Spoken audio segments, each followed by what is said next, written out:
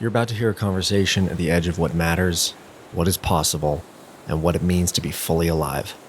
I'm Ari in the air, and this is Into the Wind.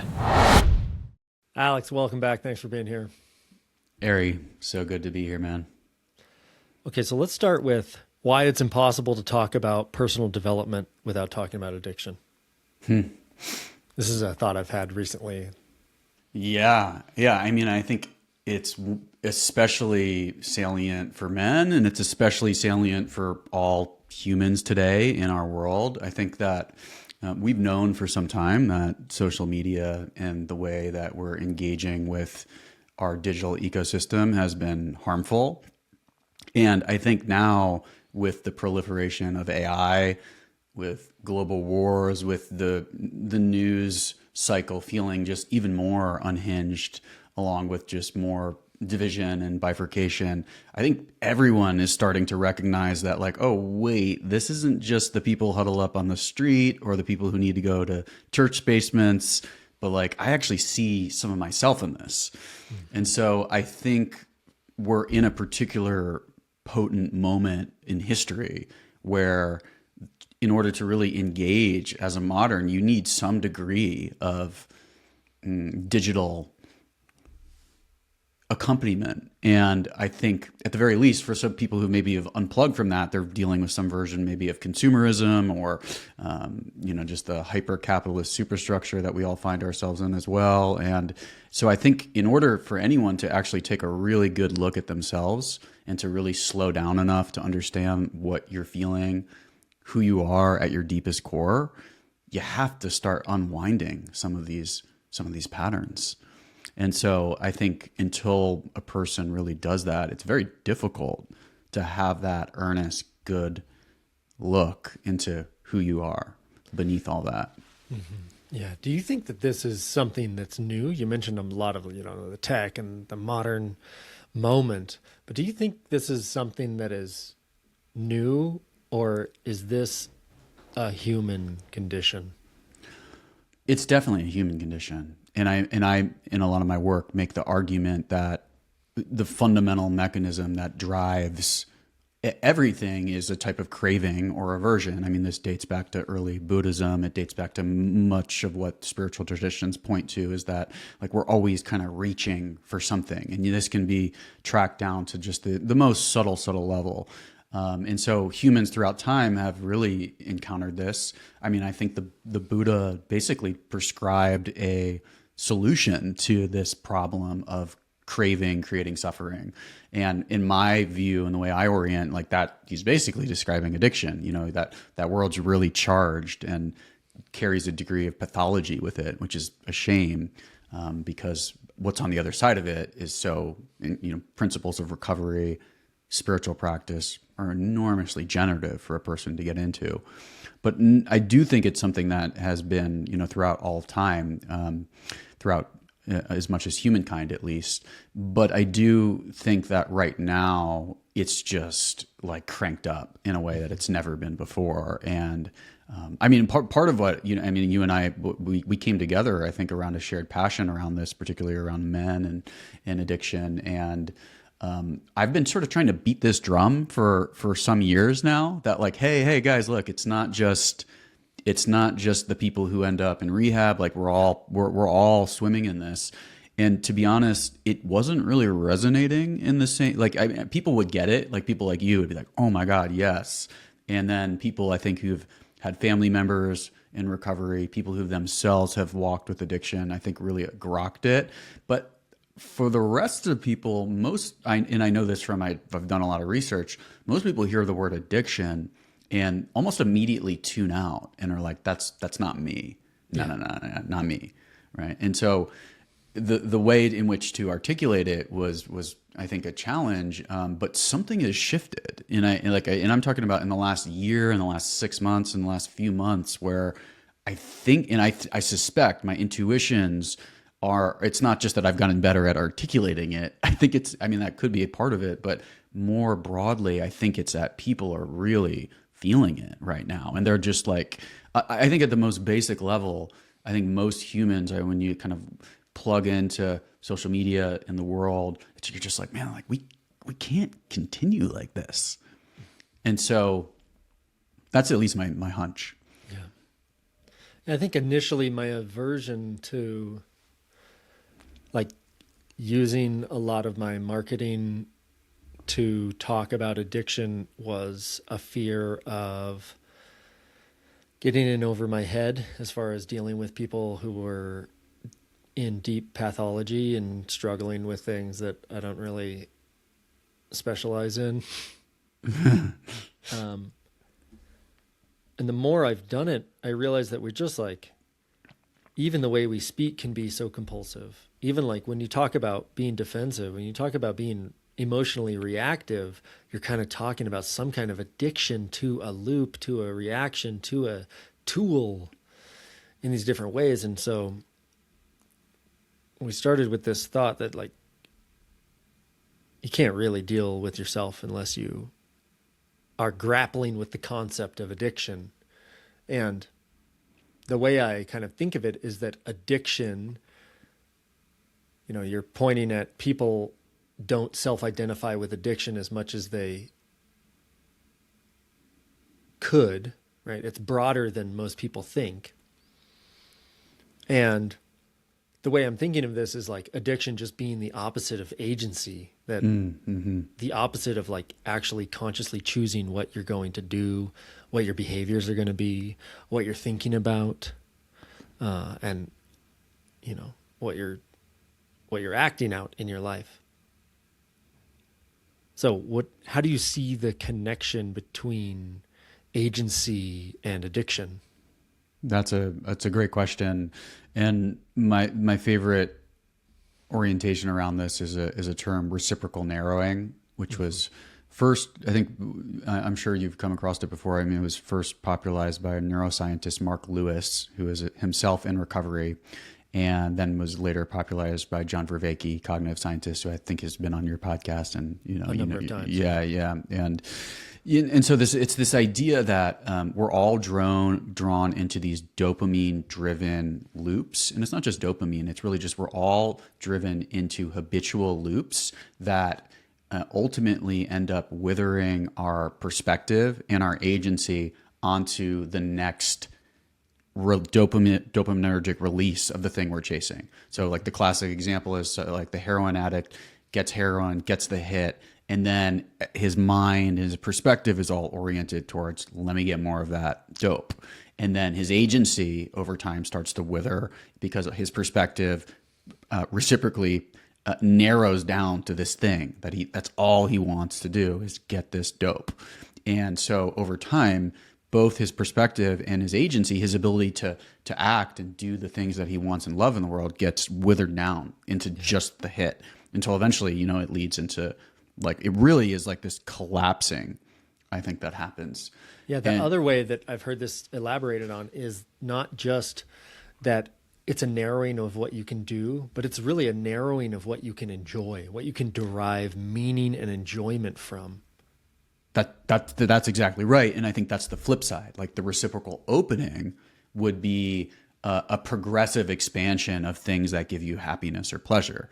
And like that is the move in gesture of spiritual awakening, of enlightenment. I mean, one of my favorite definitions of meditation is like habituation to openness, which is really just like this like somatic release and relaxation into just like opening into more. Yes, like more. Okay, like this too can be deeply fulfilling.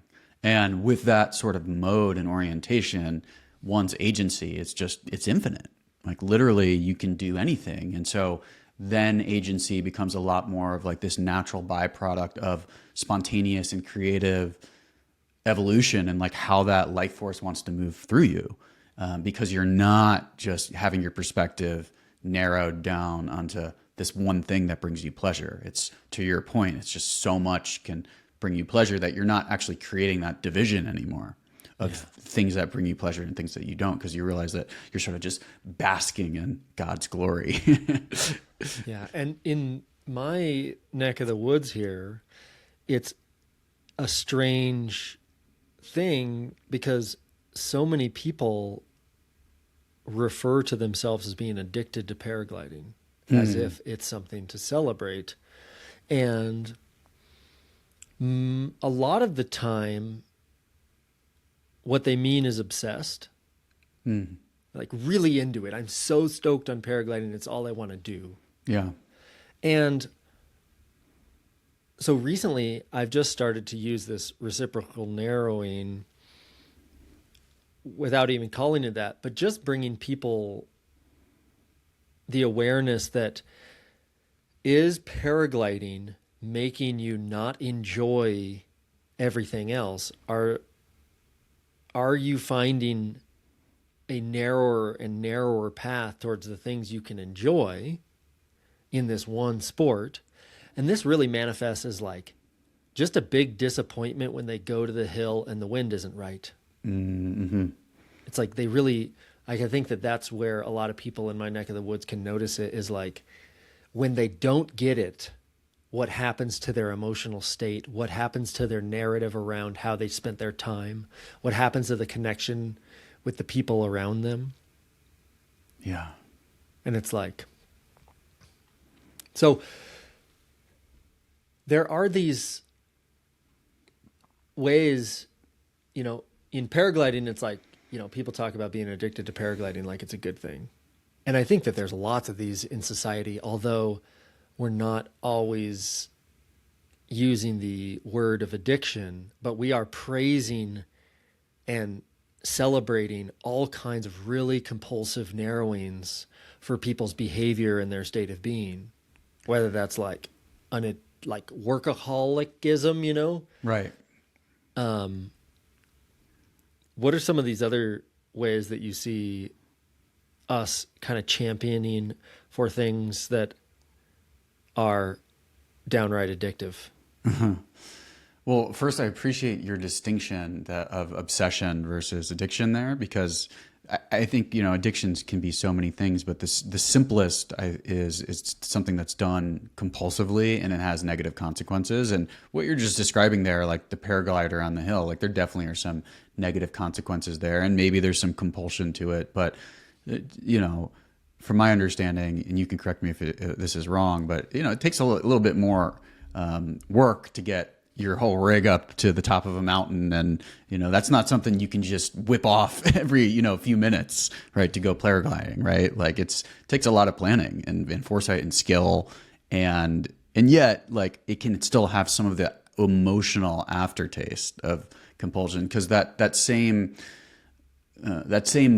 reach and craving of just wanting experience to be different from how it is. Like, I really wanted the wind to be epic, and I wanted this to be the transcendent flight, the one that I was really waiting for. And then when that doesn't happen, that produces suffering and disappointment. And so in a certain sense, you could just say that, like, we're at the deepest level, we're addicted to wanting things to be different from how they actually are, from how reality is actually presenting itself. But I think to your question, you know, at least in my case, it started, I didn't, you know, I knew that, I had an addiction because it was so severe and painful, but I really only thought it was like a physical problem. And so I had to start with the external, obvious bad narcotics, like the opiates and amphetamines and the alcohol and cannabis, like, you know, such a pothead, and a lot more, basically everything that I could get my hands on. And then once I finally got sober off those, then I had to look at more behavioral, socially sanctioned activities like social media, Twitter. I used to read the New York Times politics section, like literally from cover to cover every day, and was like binge junking on it. Pornhub, that was a big one before getting into men's work. Vape, tobacco, and then eventually like looked at even things like productivity, optimization. Those are a little bit trickier because like these are sort of socially accepted values that are oftentimes good, like achievement and productivity like in optimization, like having some degree of those in your life is great. But if you're worshiping those things and you're addicted to productivity and your worth is derived from how much work and output you can get done, or how successful you can be, that can function similarly to an addiction as well and produce a lot of suffering. So you just added in like one really important piece of a definition of addiction that I think we need to double click on, which is that it is a compulsive behavior that creates a negative outcome or something negative. How important is that in cutting away what is something that you are obsessed about versus something that's actually addictive that is genuinely problematic? How important is the consequence piece? The negative consequence piece. Yeah, I mean, I think the negative consequence is the piece, right? Because you can do something compulsively, and if it's not producing, or you can do something obsessively, and if it's not producing negative consequences for yourself, it's like, all right, keep rocking, man. You might as well. However, and this is where it gets tricky and nuanced, is that most people, for these more subtler things that I'm talking about, they don't even notice the negative consequence, right? And so they don't even have enough metacognitive awareness or somatic awareness, really, because it's actually, there's always some sort of discomfort in the body, to even notice that there is suffering. Hopefully, eventually, whether through getting people in their lives reflecting that to them, or through life has a way of just like humbling us and showing us the ways in which we're suffering. But I think the negative bit is pretty much everything. And like, for instance, when it comes to like extreme athletes, and I used to dabble, and I'm a surfer, but like I can't quite say I like can inhabit fully the mindset that someone like you, who I know was like highline for like 2 kilometers or something before, right? Like I slackline a bit, but that's a different mindset to get into. And I can imagine that, like in the way that like I love surfing, I get, when I'm in Costa Rica, I'm just getting after it, waking up and going. And sometimes it hurts me, like sometimes I mess up my body, or I actually these days have like a lot of weird sinus stuff going on, and just being in the water isn't the best idea, but like I want to do it because it's worth it. And so, like in a situation like that, for me, the positives of being in the water and the sort of the spiritual connection of just being able to be out just like in nature, communing and catching some waves, it really outweighs the consequence of like, I probably should, not be getting too much water in my head these days. But I think there are a lot of other people who can, take that too far. But just to sort of keep building on this idea of like, most people aren't aware even of the, how much suffering they're creating from themselves when it comes to this addiction. The idea that I've really been trying to hit home for people recently is this progression of like, you first realize there's these drugs that we know are bad, and there's these behaviors that are kind of like, we know porn's not good, we know vaping's not good, but it's like, there's still, you can do it, you can go out and there's no one will think you're a bad person if you're doing these things. But then eventually you realize that the same addictive mechanism is like functioning all the way down to thinking and thought patterns. And I think most people can really relate to this sense of just like, I'm just churning in my mind and obsessing over what I'm going to say. Or like a good example is like your boss texts you, is like, hey, or slacks you, is like, hey, I need to see you tomorrow at 9 a.m. And it's just, the mind just immediately starts spiraling towards like, oh my God, what's going to happen? And, what did I do? What did she say? What's she going to say? Like, what did I mess up? I shouldn't have done that presentation like that. Or maybe I took too much PTO, and it just goes. And then you're thinking about this nonstop. And then you meet with your boss, and she's like, hey, like the person, on our team who's going to fill the role for manager just resigned, and I think you'd be a great candidate. It's just like, what? Like, I just totally went down this unnecessary rabbit hole for, something completely out of my control. But then you know what happens? Right after that meeting, the person will just start immediately chewing on like, why did I do that? Why am I such an idiot for missing that? Oh, but wait, like, am I ready for this new job? Can I even handle it? Like, oh God, like, I don't even know if I'm ready for it. And like, and so it's just this constant churning. And I think most people that I've ever met can relate to something like that. And basically what is happening there is that there's this deeper somatic tension in the body, and we're doing the same thing as if we were reaching for a drink or a pill or scrolling TikTok, but instead we're reaching kind of for the safety of thought. And it gets harder to notice that because it can also feel safe to be lost in thought in that way. But just going back to your question around the negative consequences, like, I think it's everything. And the more sensitive one gets, the more personal work one does, the more they open to a frame around addiction, the more you realize like, oh, it goes all the way down here, the consequences. Mm-hmm. Yeah. So I think you're addressing it astutely, which is that most people don't fully recognize the negative impact of their compulsive behavior, and or they are actively using mental gymnastics to justify the lack thereof, to perpetuate the habits that they have.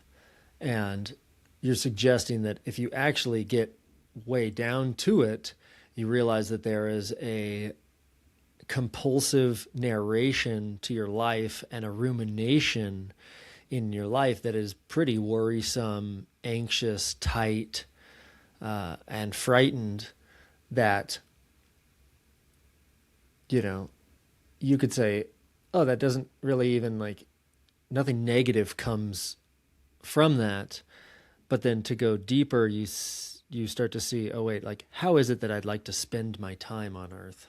Yeah. How is it that I would like to experience my life, my consciousness, my mind, my relationships? And I think most people would say, obviously, I don't want to spend my time ruminating and chewing on conversations I just had and worried about conversations that I will have, and basically spinning my wheels and spiraling out over and over and over. So this increased sensitivity and awareness around what the negative consequence really is, I think, is really super important. And the thing that's coming up is, I think it's Schmachtenberger talks about sovereignty as having three components. One is intelligence. You can actually like make sense of the world, your thoughts. One is sensitivity, where you can actually start to feel these things deeper and deeper and more in like increasingly subtle signals. And then the third is agency. They really can like have some level of discipline and conscious choosing in your behavior. So you're really talking about this second bit of like, if a compulsive behavior is not creating negative consequence, you say run it. But before you say run it, then you have to actually increase your sensitivity to say, is it really not creating negative? So help me understand this process of going from, okay, I recognize it's compulsive, but is it negative? Yeah. Well, and I think a good way to look at that is sort of to ask some questions and so for instance, like a lot of times people will reach out to me saying some version of like, I have a friend or a colleague or family member or, some significant person who, they're partying They know they have a problem, but they're not really ready to change. You know, they don't really want to change. And I think in a situation like that, what you would do is you would want to try to ask the person, you want to ask them what it's like for them when they drink. And then one of the, I think the gold standards for addiction and just for especially working with young kids is a technique called motivational interviewing. And it sounds kind of like Tony Robbins-esque, but it's really quite elegant and sophisticated. And really what you're doing in it is you are trying to look for the natural moments when a person expresses their own desire to change, and then you sort of capitalize and pounce on it. And so you're using their own words to help them almost like subtly recognize the thing that they don't realize they want. So for instance, a person, you know, might be like, yeah, I'm drinking a lot, but you know, like, I'm not going to stop. It's like, it's not that bad. I'm not like an addict or something. You'll be like, okay, like, well, what's it like for you after you drink? And they're like, oh, well, you know, I'm usually like kind of upset about like how much money I've spent, or you know, I'm like, you know, and it's like, oh, so, you know, saving money is important to you. It's like, yeah, actually I'd love to save some more money. And so like, then right there, you're capitalizing on something that they've expressed, to point them back to their values in a way that helps them understand, what it is that they actually on a deeper level want. And another way that more commonly happens is like, or I get a headache, or my wife yells at my wife and I argue, or I'm not as present with my kids. And then it's like, oh, well, those things, but that's important to you, huh? And so I think in a situation like that, you really want to try to help people understand what they actually want on a deeper level. And usually when you have some time to unwind it, it starts to reveal itself. And now I'm talking a little bit more there about how you would work with someone else. But I think within yourself, you have to just be really honest about what your experience is like. And I think that's why the overthinking thing is super relatable. Everyone knows, like, if you had the choice to like not obsess over whether your boss is going to fire you or not, and just be able to show up in that meeting, what would you, most people would be like, yeah, I'd rather prefer to just, as you were talking about, like experience consciousness in my mind, how I'd love to, or how I would ideally desire to. But now I think most people sometimes struggle to get there on their own. And that's why it's really good to have someone to talk to about it. Yeah, I've actually had the opposite experience. You know, you're talking about an experience where, oh, I actually like see someone having negative consequences in their life, and I actually they have expressed some kind of tension, unease, disdain around this, desire to change. And then we all so often get ourselves in this dynamic where we like are trying to get people to change and get them to stop doing these compulsive and negative things, which is a quagmire in and of itself. And, you know, the technique you're talking about pointing people back towards their motivations and towards their values, it sounds like sales to me. It's like, so it's exactly like how people go from like curious about what might help them to like committed to actually taking action and doing work. It is kind of like sales. I mean, that has like a negative, I don't know if you mean that in a negative way. No, I mean in a totally positive way. And literally like my sales process, when I think about what I'm trying to do and people call curious about the men's group, I am just trying to ask them what hurts and help them get clear enough on it that they either are going to take action swiftly and in a really committed way, or if they're going to like have levity around it, realizing that like their life is better than they thought. Yes. Kind of like one or the other. Totally. But, to go back to my example, I've actually had the opposite where I express, this happened, a few years ago when I was confused or, stuck in my relationship with weed, where sharing with the people closest to me my desire or like my own judgment that I was addicted, they like almost laughed at me. They're like, clearly you're not addicted. There's like nothing negative coming from this. You like leave the country, don't even think about weed. You like, there's, like, it's just like such sparing use. Their claims were like, oh, it's such sparing use. Right. You don't like seek it out when you're away from the house. Like all of these like various things. They're like, I basically, my wife and my best friend just like kind of laugh at me when I used the term addiction for my relationship with weed, which was reassuring in some sense. But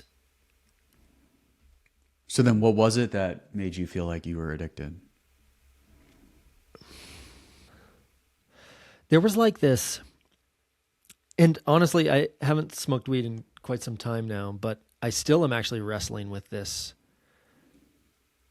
in my head, because my like, what made me think that I was addicted was like occasional, not even like every time, but like an occasional shame that came up. And what I've been wrestling with, in this long abstinence that I've had is like, am I just like, do I just have an internalized voice of my father that like just like it actually is just bringing up a shame loop that like when I was an adolescent, I was like punished for using weed, where there are so many positives for it being some kind of ally in my life. So the subtle, the increasing subtle nature of the negative consequences is really powerful. And so as I am talking through this, I think, okay, there was just something in me that said like that I was too old, or that I was like in position of too much responsibility. That so much of the work that men came to me for was like dealing with their own addiction, my own like journey into fatherhood. There was just like a number of like ways, there was a number of legs that were holding up the story of like shame on some level. And the tough bit for me has been whose shame it was. Like I haven't quite. Like, is it internalized from society, from Yes. dad? Sure, Yes. right. Yeah. Well, it's like, and I just to point out something area I think is really important, because your inverse example here, and this is what I was kind of starting to get to, maybe not so eloquently, but like this is where you have to be really honest with yourself, like because no one else knows your experience other than you, and this is addiction. The way it looks and feels often is there's a degree of secrecy. And there often that is part of the shame. And the secrecy might not even have to be like, I'm talking about you're like pretending or hiding to, smoking bowls and, in the other room. I'm not even talking about that. I'm talking about like within your own mind, it feels like you're hiding something from yourself. And like anytime that sort of thing is going on, or any sort of time, another really simple way to sort of ask this and explore around this is like anytime that you're kind of asking yourself, do I have a problem with this? There's usually some degree of problem. Like, definitely, like just that alone. And I think that especially like, there's nuance to that as well too, because you can't avoid doing things in life where you're going to ask that question, am I doing too much of this? It's not about just completely eliminating that. Well, let's go a little bit deeper. I'll share with you some of my please. process around this. A big life event happened last year where my older brother moved back to Bend. He had lived in Portland for 20 years and had struggled with his own addiction to alcohol. And ultimately, I made a boundary around our relationship just because it was unsafe for me to be around him in those states. And what I kind of saw late last year was that there was like, through really quite sensitive inquiry on my own part into like my relationship with weed, was like I could tell that there was some kind of loyalty that I was expressing to my brothers by smoking weed. Say more. When we were adolescents, we were loyal to each other and against our parents because there was tyranny. We lived under tyrannical circumstances in my late adolescence. And we rebelled against that and made our own clan where we would sneak out and smoke weed. Mm-hmm. And so there was like a part, I smoked weed for the first time when I was like 12 or 13 years old. And that was in the context of having an older brother. And so as he came back into my life, I noticed that there was like this additional element that I hadn't wrestled with in the past because I just didn't really have a relationship with him for so long. And so getting the relationship back, I actually saw a part of it that I hadn't seen before, which was like some kind of loyalty to my brothers, like some kind of like desire to belong and fit in there. So one of the things that I was kind of intuiting here and kind of feeling into in my own journey is like, it's not all overt negative consequence. And compulsive physiologically and psychologically those are not the only levels that you can be compelled. Well, so and on that, let's to stay with this example, if you, because I think it's a really interesting one, and I'm sorry to hear about your brother. When you mention what sounds like you had adolescent trauma, and there was this bonding, it makes me wonder, like, what's actually happening in those moments when you're deciding to smoke, even if it is out of some sense of bond or connection, right? What is it that you're actually, and this is where I'm talking about the sensitivity and the subtlety, right? What is it that you're actually feeling in those moments, right? And this is... To answer it directly, like, it's been a while since I've smoked weed, so just kind of thinking back onto it, it's actually some sense of, like, boredom. Right. There you go. It's some sense of boredom, really. It's like 6 p.m. I basically would take one hit of weed between 6 and 7 p.m. Right. Only at home. Like. Yeah. I just so appreciate your honesty there, because that's because I think that's just so relatable, for one. And two, that sense of boredom, right? That is the thing that is numbed, being relieved, distracted from, avoided, dissociated from. It doesn't really matter which word. And in other ways, it would like connect me. It would like, in other ways, it was like spiritual epiphany, spiritual insight, like psychological insight, flow for writing.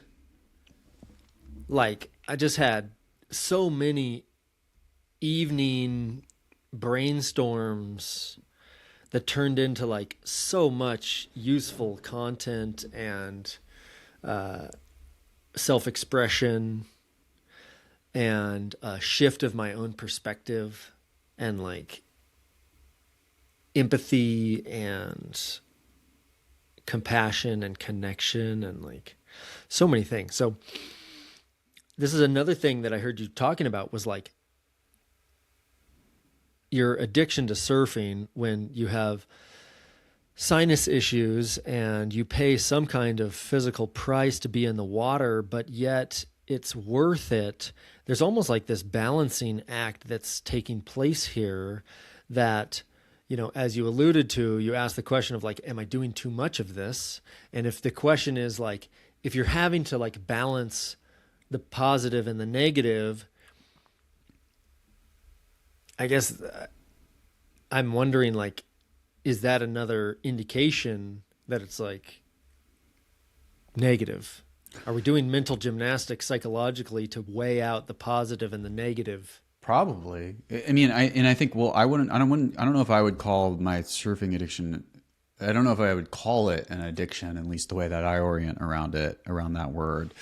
But, my partner, who's just like very sort of like tapped in, feminine, like has a fundamental well-being that just I had to work so hard to discover. She would say like, why are you doing something that hurts you? What's that? And she's also a therapist, right? So she would point to like, you doing something that hurts you, there's something to look at there, and whatever you want to call it. And so, yeah, I think that like there's maybe this like masculine urge to like, yeah, get in the water, conquer, when it's not maybe the best thing. And so, yeah, I mean, I think to your point, like there can be this sort of gymnastics that goes on around it. But ultimately, I mean, for me, it's like if I start feeling really crappy, like I'm not gonna do it. And I haven't been surfing really. I've surfed, unfortunately, I've only surfed once since my son was born in the last 2 years.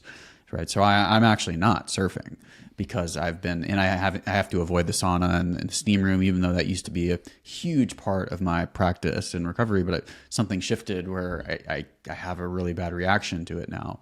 And so I'm avoiding it. But I did just experiment for the first time in months and go a week ago. And just because I wanted to see, again, and I thought it was okay. But then like the week crept up and the sinuses were all flared up. And so now I know it's like, if I were to go do that again, that would be a type of addiction to this heat because it's going to mess me up. And it feels really good in the moment. I felt great the rest of the day, but it seems to have this long tail negative impact. And so that to me would be like almost, yeah, like psychopathic, to keep doing. And I understand the urge to do it at the same time, because there is that temporary relief that just when you're just totally overcome by the heat and then you get a cold plunge, like it feels great, in the short term and then now. But is it the thing that is most aligned with your highest good and your highest vision? And I think that's maybe the question that you're really pointing to here is like the decision for someone like you who doesn't have as maybe a severe cannabis dependency as others do is like, well, what's the thing that you're really trying to call in for your life? And what's the attractor that you're moving towards? And so another thing that I really love to think about when it comes to this is, and you'll probably really appreciate this one is, when you go whitewater rafting and the guides give you some instructions because they're like, hey, like if you fall out into the water, you're not gonna be able to hear me. But if you see me pointing in this direction, I'm always pointing positive, right? I'm not saying don't go that way. I'm saying go that way and avoid the rock over there. So if I'm pointing in that direction, that's where you're going. Point positive. And I think this concept, which I actually got from one of my clients who is a guide, because I'd already been sort of orienting around it. This idea of pointing positive is so powerful because it's like, where are you trying to go in your life? And without a direction, you're sort of just like scrambled, and I don't know which way I'm going. And maybe I should surf because it's like feels good in the short term. Maybe I should, commune with the mama cannabis, and because it gives me some great writing flow. But where am I really trying to go with my life? Yeah, I think this is really important, and I think this is why abstinence as a concept doesn't make that much sense to me. Yeah. It's just like abstaining from smoking weed just to avoid feeling some kind of momentary shame around smoking weed actually didn't ever really motivate me in general. but like knowing who I am as a leader and knowing who I am as a coach and a facilitator and a friend and living my life as an example of things is really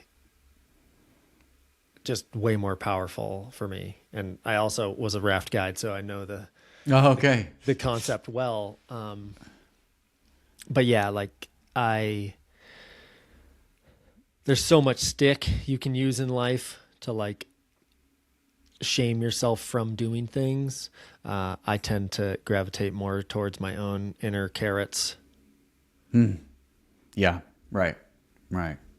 Yeah. You want to move towards what really inspires you. And that seems with cannabis and men, that seems to be the sort of direction that men take. And just in my experience is that, it does seem like something that, one outgrows, for lack of a better word to put it. Not to say that you need to, you need to be fully abstinent from it, but, and this is a little bit of a spicy take. I've had the internet get mad at me for saying this before, but, I just simply do not know many men who are super deeply inspiring to me, living like a life of passion and creation, who are also regularly consuming cannabis and feeling like good about it. I know some men who are killing it, who are like smoking and they're like, yeah, I don't feel so good about it though.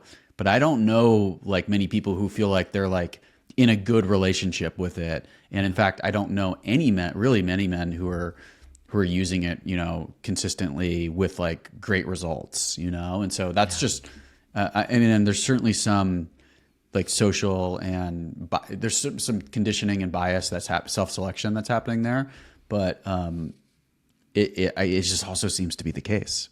Yeah, I see that. Can you think of any? The caveat there of like, and feels really good about it.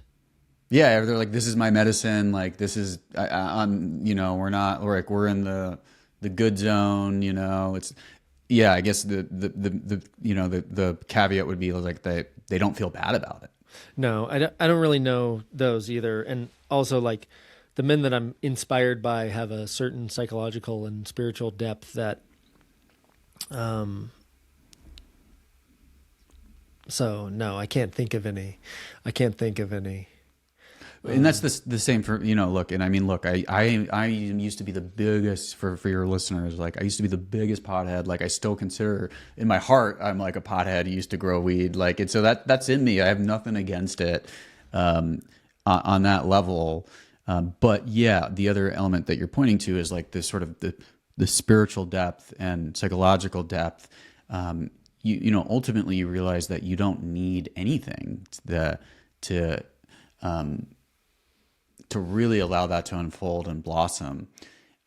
And cannabis in particular, of like all the medicines, tends to be really sticky, like literally and figuratively. And when I was doing a lot of like very intensive plant medicine training and study, the shamans down in Peru would say they see so many American men who come down there who are just completely blocked energetically, because on the level in their cosmology, they're working on the level of spirits. And they feel, we've just abused that, because cannabis is a plant medicine. It's an entity.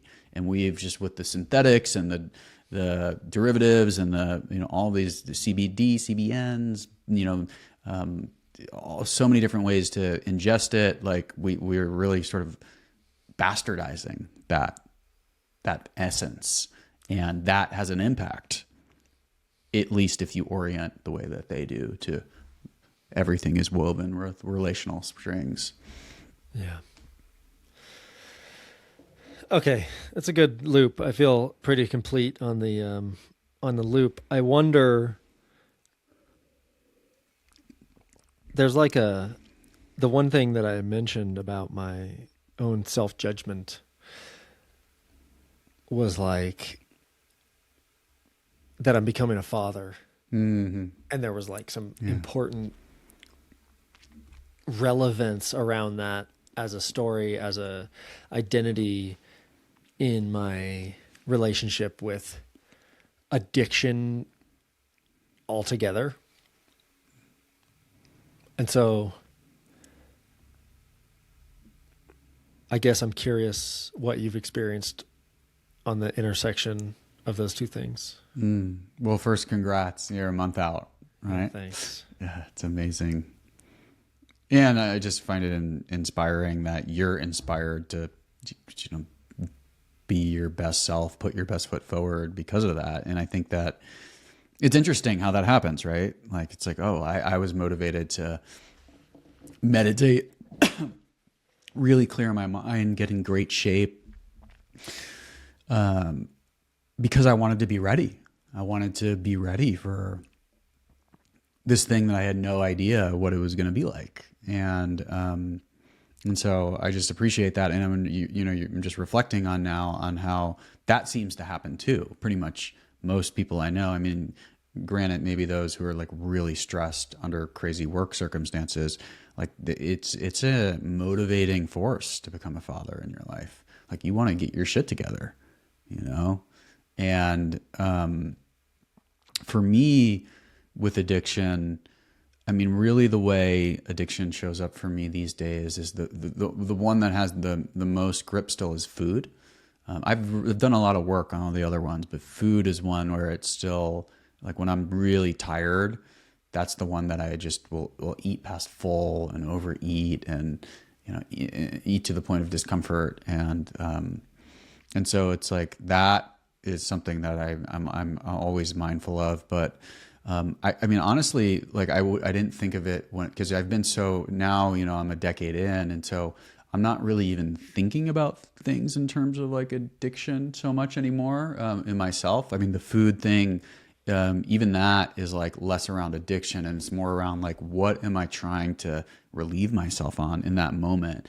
And for me, usually it's some discomfort of being really tired. Like being tired is the number one creator of disharmony sort of in my life, and is the somatic body mind sensation that I struggle with the most. And it makes me hungry, and it makes me want to like I have that hunger to just quelch the feeling and to numb it. And yeah, that's just one I'm always tracking. But more than anything, I noticed like fatherhood just really it motivated me to try to get my business in order, to step into what it means to be a provider in a new way, what it means to orient towards a bigger vision than just myself. If I'm being really honest, I think that as a writer and speaker, and now like increasingly more so like teacher, I think like a lot of it years ago was like driven from this place of like really wanting to prove myself. And becoming a father has started to really shift that, which had already been underway, but on a deeper level, it's really started to shift it towards like, what does it mean to grow for the collective, to do this for others, to truly be a bodhisattva, to do this for the benefit of all. And I think it's easy for that to sound like lip service or to sound like a cool idea, bro, But I mean, I'll say that becoming a father has done something for me in that capacity that I wasn't expecting it to. And I'm still learning as to what that looks like, and it's still unfolding within me. But I think, and I'm so curious to hear too about what it's been like for you as you're preparing and what you're sort of been motivated for, what your fears are. But I think the biggest thing that it's done for me is it's connected me to just this great lineage of parents and survivors. Like we all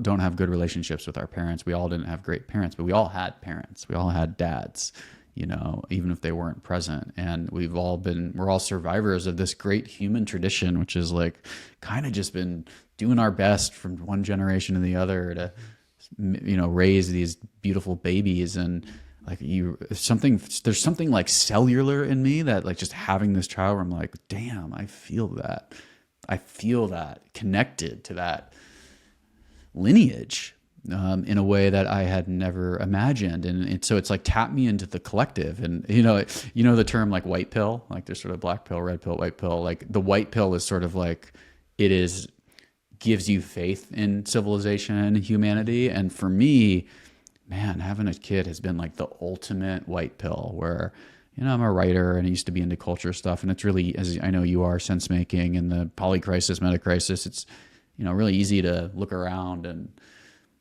have a pretty bleak view of the state of things. And there's merit to that. But then all of a sudden you have a literal miracle being before you, cooing and cawing and just like making these sounds of like a feral angel. And like all of a sudden you're actually like, you're not theorizing about making the world a better place. You're directly in the most like vulnerable, demanding, exhausting way, you're responsible for it. And it just like all of the discourse, man, falls away. And so I just kind of went on a riff there. And so I don't know if that's what you're looking for, but that's what it's been like for me. And that's been the most unexpected part is just this sense of feeling really tapped into the collective. And not to mention just when you walk around town in a stroller with a baby, like people are just like, oh, it's like having a puppy. You get the best of people. They're just, people love kids. You see this innate goodness in us. And, talk about just something that will give you hope. And you just be like, yeah, no, people are actually, we're okay. Like, don't listen too much to what everyone's saying online. You have a kid in the world and you're like, man, people care for this thing. Wow. I love the idea of being white pilled by your child. I think I've been actually on kind of a riff lately of trying to white pill people in men's group in relationship to the things that they've been holding as black pills for their whole life, stories of things that were done to them, things that happened to them, things that were tragic, traumas that they had. Are you familiar with Courage to be Disliked and Adlerian Psychology? Yeah, I've read it. To be honest, it didn't hit for me in the way that it has hit for so many other people, but it's a very white pill. But please do tell me, like, because I would love to hear where you're going with this. Well, so it's 2026, so I wouldn't try to undo the concept of trauma, but it is a Freudian artifact. It is a Freudian psychology creation, and Adler had a different way of thinking of it, and it's referred to as teleology, which is basically understanding things for their purpose rather than their cause. So one of the things that the book did for me was it really showed me how thoroughly our world operates on Freudian psychology, in the sense that in 2026, the idea of trauma as like the cause of who you are is like the prominent narrative. Mm-hmm. And I don't find it particularly useful for myself. And I haven't found it useful for my clients. Basically, like helping men go back and understand who was bad to them has done nothing and made it worse, and basically taken away all my power as a facilitator and a coach and a friend and an advisor. And so it's not that needs to be eradicated, but this idea of teleology is really, really important, and is basically how I see it, like kind of a perfect accompaniment or antidote to the problems that come with understanding your traumas, which is basically to say, okay, so, for instance, there's like, imagine a guy who's like, my mom was an alcoholic and she humiliated me, and so now I can't have intimate relationships with women because I am traumatized in that way. Well, Adler would say the opposite, more like in your desire to stay comfortable and to not get out of your comfort zone in intimate relationship with women, you carry around the story of your mother's alcoholism and humiliation as a way to justify you staying right where you are. Right. And that's just to say that like everything we do in all of our stories serve a purpose. They all serve a purpose. And to be able to look at them from like what caused this is useful. I really genuinely believe that. But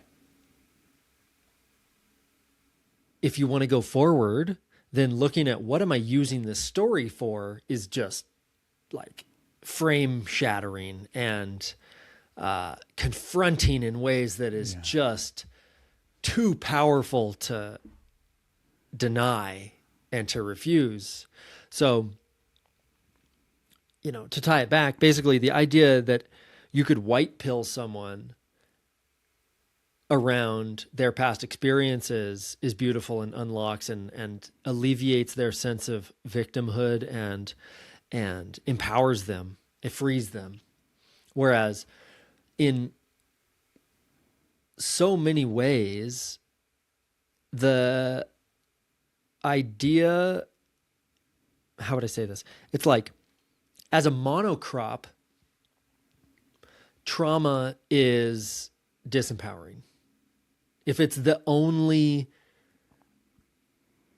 vegetation around, it is disempowering. It's a vine that holds on to you and keeps you right where you are because there's nothing you can change about the past. You can't un-alcoholic your mom, and you can't take back the things that she said to you. So I basically, everything in my practice is just, you know, I'm only 2 steps ahead of my clients in so many ways, you know, like the things that were useful for me and the epiphanies that I had. So like reading the book and realizing, oh my God, all of the ways that I like hold on to my hurt and my hatred and my weapons. I'm like, oh, those are like, I justify those in so many ways.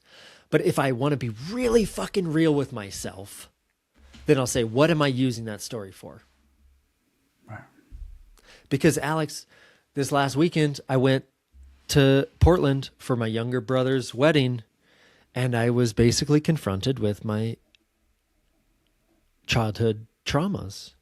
And in being confronted with them, basically the same stories come up of this evil woman and all of her betrayals to me and my father's betrayals and all of these mostly victimized stories that are really like pretty hateful and judgmental.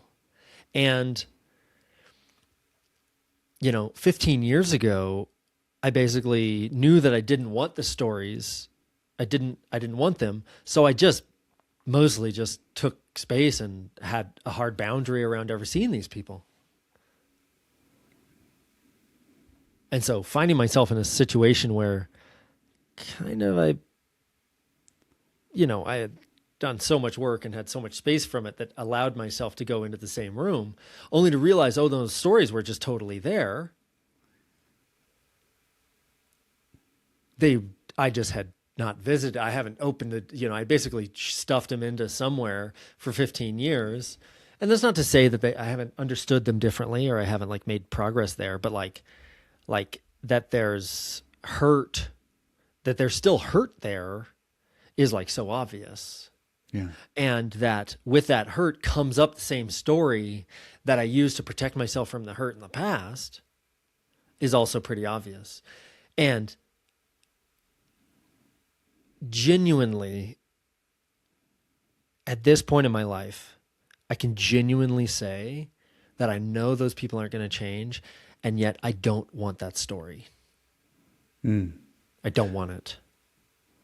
And I don't, like, I'm pretty, like, That's one I don't know exactly how to put down. I don't always know how to put it down. And I Well, think it's like inflamed generally right now, just timing wise. sure. Um, Well, can I ask you some questions on that? sure. So how does it? And I appreciate you sharing that first. How do you feel the sort of strategy, so to speak, of putting it in a way in a box for the 15 years? How do you feel like that worked? Like, was it effective? Yeah.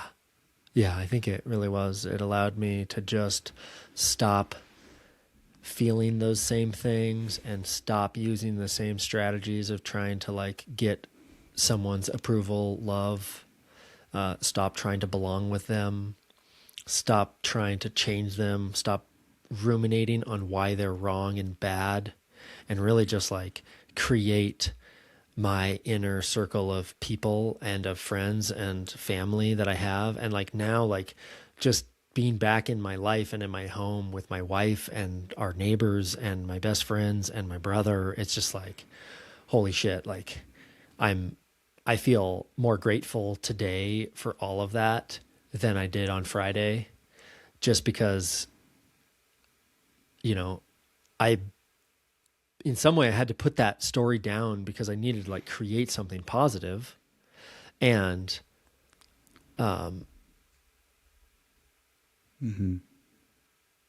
so like I had to put it down. You know, I think 15 years ago, the realization I had was that you don't have to wait for someone to pick something up for you to put it down.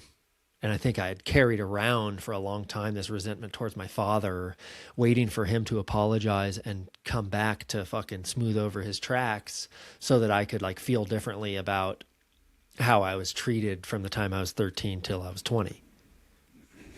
Yeah. You know, Yeah. and Yeah. at some point I just put it down. I was like, oh, well, fuck. Right. Like, you know, like, and at the time it kind of like sounded like fuck him, you know, and I just kind of put it down. But then I went on and lived my own life and did my own thing. And like, here I am. So, to answer the question, was it effective? I mean, I think it was, but I also like, it didn't make it go away. Not entirely. Yeah. Yeah. It sounds like it was really important to take ownership for your own life. Yeah. And to take radical, like, I'm going to just create my own life. And that felt like a really important thing for you to do, and intelligent and protective and the right thing at the time. And then this other part that I'm just noticing is that you're like, yeah, it didn't go away. Yeah. Yeah. Yeah. And even you know, just that, you just were touching in on that right there. Just like, oh yeah, it's still there. Yeah. And both Yeah, can be and true. Both can be true. yeah. And, you know, it's also like controlling my circumstances. I basically, I guess I'm like evaluating my own statement as it comes out of my mouth for truth. What I was going to say is like, I basically don't interact with that story when I control for my circumstances. I basically stay away from those people, and I don't really like have that story come up in me, you know? Totally.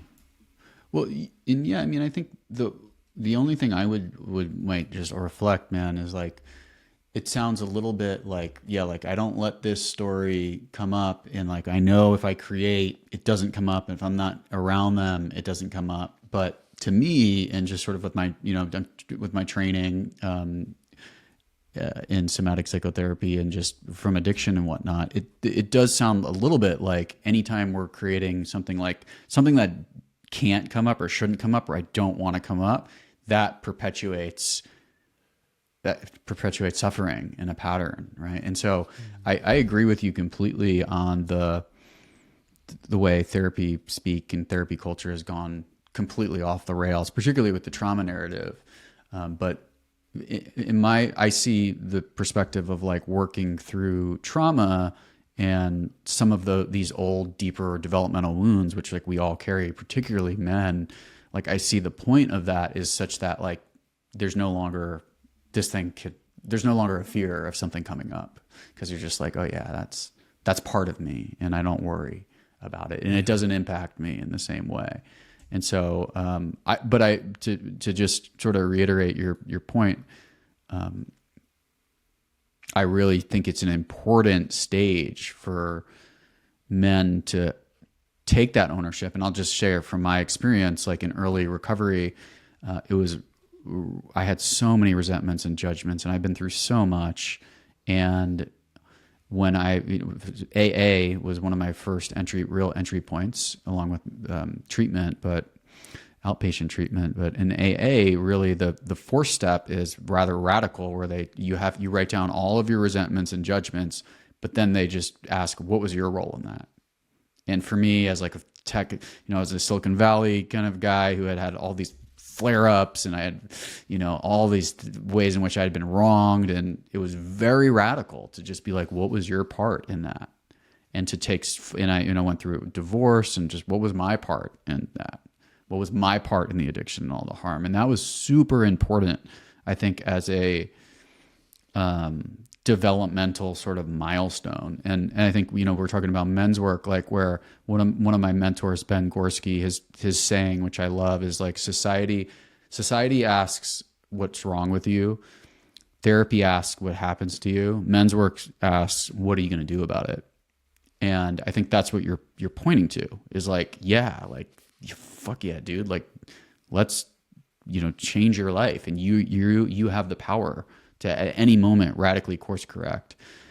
And then just the other thing that I've just seen in myself, and, working with people, like deep sort of somatic psychological healing and memory reconsolidation, where basically you're contrasting a negative, deep memory that's stored in the implicit unconscious with a positive corrective healing experience. Like when that happens, these patterns really lose their steam, in the way that you can go home and you still get triggered, like Ramdas said, think you're enlightened, go spend a week with your family. There's still triggers, but the half-life of the triggers is like seconds, And so, that's at least just my perspective of like, I've written, we could have a whole conversation on how trauma culture has gone off the rails and done harm. But also, and I think it's also really useful in men's groups. Like, and it depends. Again, I really think it's stage dependent, because some guys come in not really even recognizing that they've been traumatized, and it actually can be useful for them to be like, oh yeah, you've been pretty hurt. And, hey, have you ever thought about how the way in which you were hurt by mom and dad is now showing up in your current relationship or dating schema? Because it's like, that one is really wild to look at and really useful, but you don't want to get lost in it. That's for sure. And yeah. I love this idea of like, say it again, say the three steps. Society says, what's wrong with you? Therapy asks, what happened to you? Men's work asks, what are you going to do about it? Mm-hmm. Yeah. Yeah. The Adlerian concept is that there's a column, and it's a triangular column. It has three sides. On one is written, that bad person or circumstance. On another is written, poor me. And another is, what should I do from now on? Mm-hmm. Yeah. Right. And so you can only talk about one of those three things at a time. So just kind of staying with, what should I do from now on, is really profound. And I think, just to continue here, as my mind is just processing this weekend as I've kind of cracked it open with you here. It's basically, I feel so much less profundity around the trigger. Like, I don't feel nearly as upset. I definitely felt like low energy, and I felt resigned to the idea that like anything could be resolved. So I feel like a deep acceptance about it. And the timeline around the trigger, the half-life, as you say, was like radically smaller.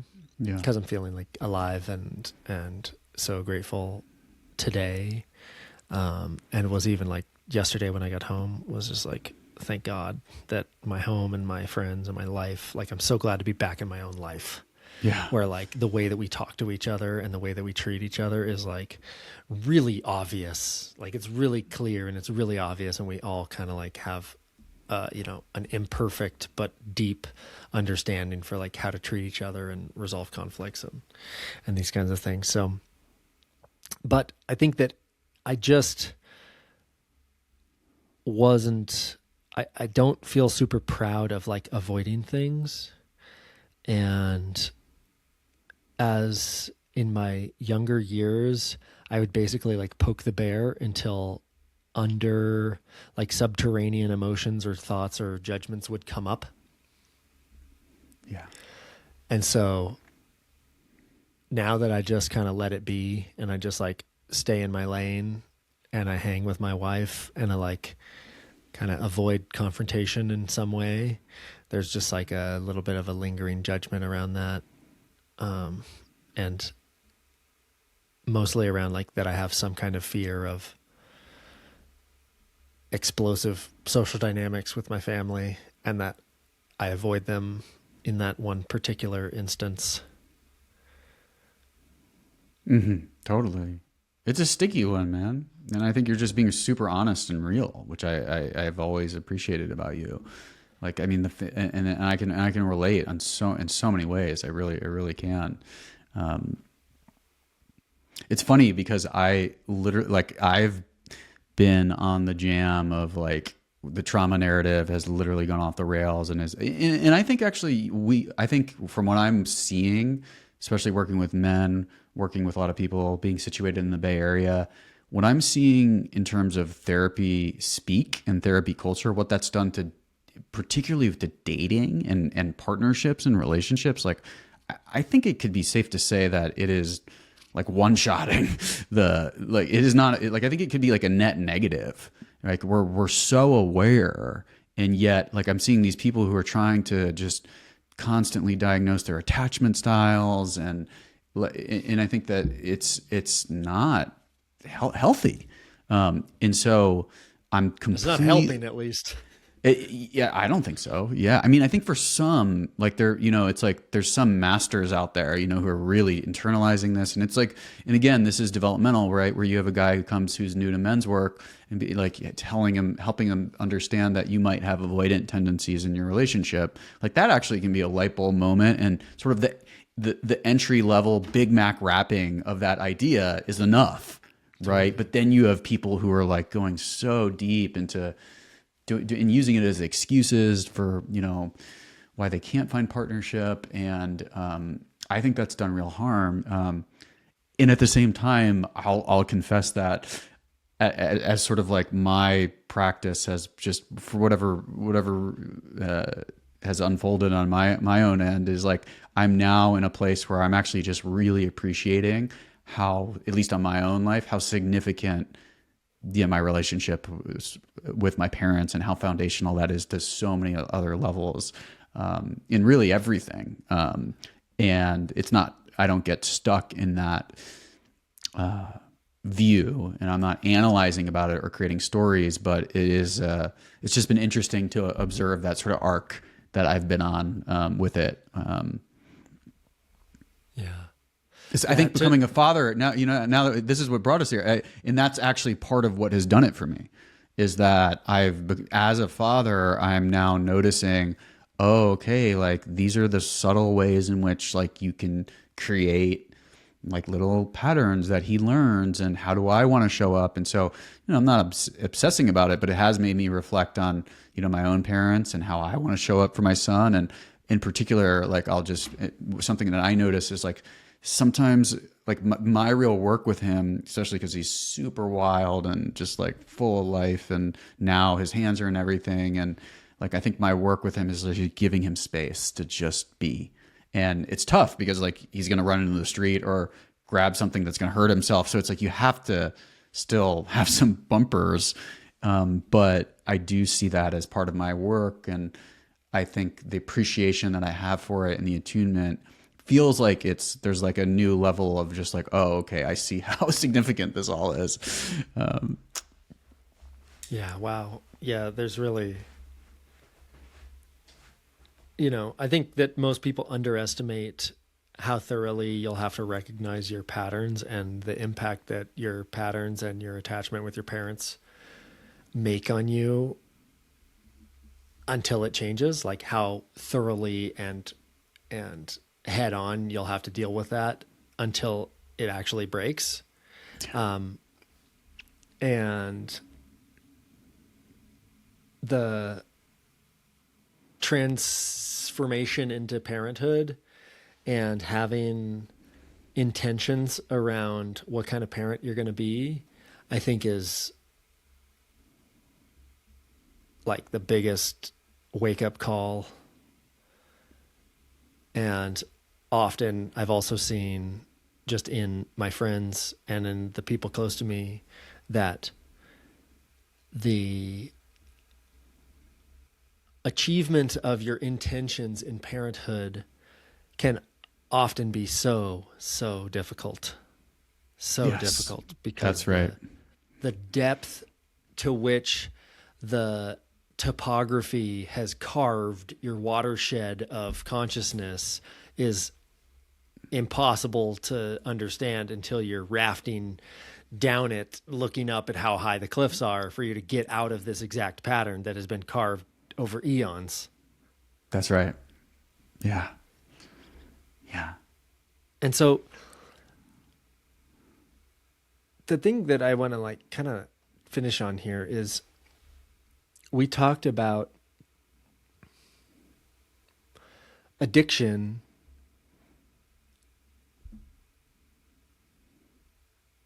being relevant only if you have a vision for yourself that you want to create. Creating a stick to whack away any kind of compulsive behavior is almost meaningless. And just because you don't drink or smoke or X, Y, or Z doesn't actually make you virtuous in any way. But having a profound vision for who you really are and how you want to show up in this world and how you want your experience to be, how you want to experience your own life, your thoughts, your mind, your emotions, is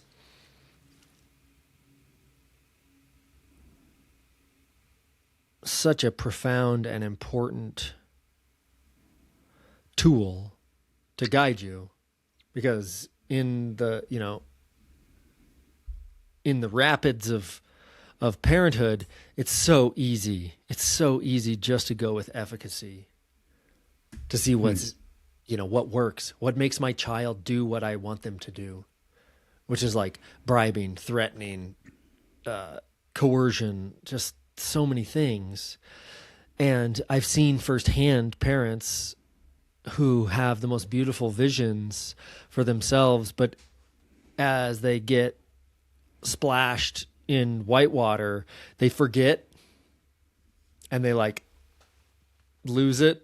It's like a cooler in their raft that got bucked out.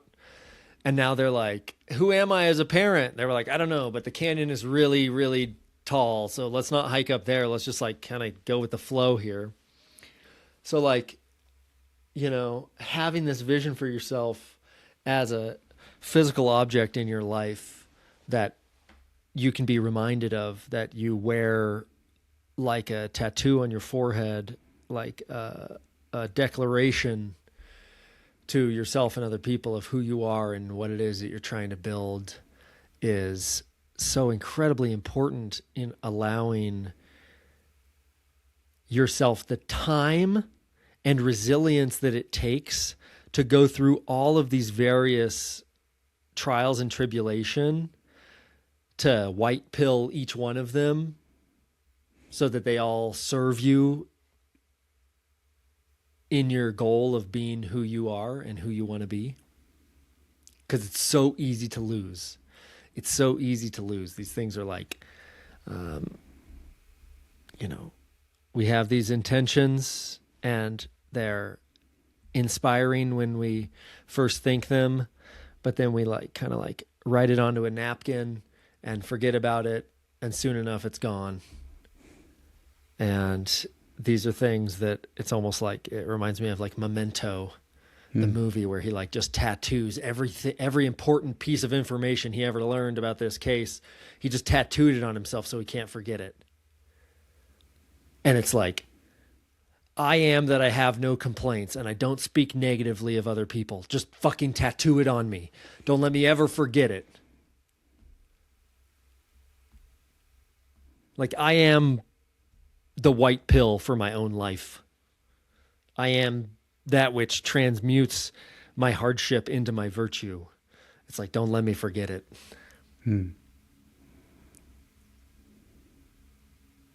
know?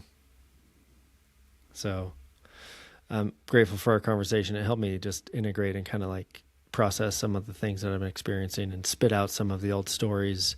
And, well, yeah. And it just, you remind me there, man, is like, we have, what has been called divine amnesia, where we forget, we have this curse of forgetting, right? We forget our innate goodness, and we forget the simple truths and wisdom of life, which is why when we have an epiphany or a big breakthrough in meditation or in psychedelics, a big spiritual opening, it's always so simple.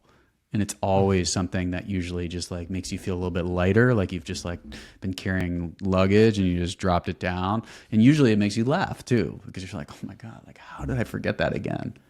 Oh, it's so simple. Just like be open and loving, and or whatever it is, And I think it's like part of our condition is that we're given the gift of consciousness, which like gives us this gift of forgetting, such that like in this school of life, we're presented with so many opportunities to remember. And I see it as really just this remembering these things that we already know on the deepest level, because they already are the case. And so it's like this process of actually, it's not about addition, but it's about subtracting and just coming more and more into that natural way of being. I love that, man.